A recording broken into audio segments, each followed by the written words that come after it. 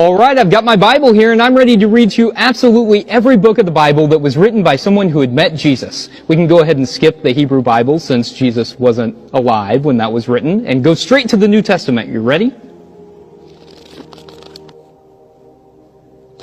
Not a single word. There is not one book of the Bible that was written by someone who had met Jesus. Yes, some of the Gospels are attributed to Jesus' disciples, but scholars agree that they didn't write them. They were written decades after Jesus' death. The earliest Gospel that we have in the New Testament is the Gospel of Mark, and it was probably written around 70 of the Common Era. The attribution of those Gospels to disciples didn't happen for many years. They also don't read like eyewitness accounts and don't even claim to have been written by the disciples.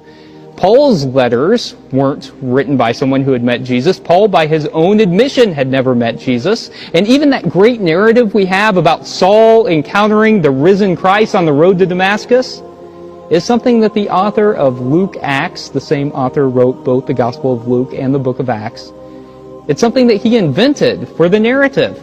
Paul never makes a mention of that, and surely if he had encountered the risen Christ, he would have mentioned it.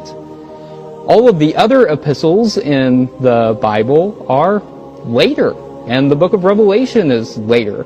None of those authors had ever met Jesus. Now, some people argue that since Jesus is the Word of God, Jesus was involved in the creation of the entire Bible.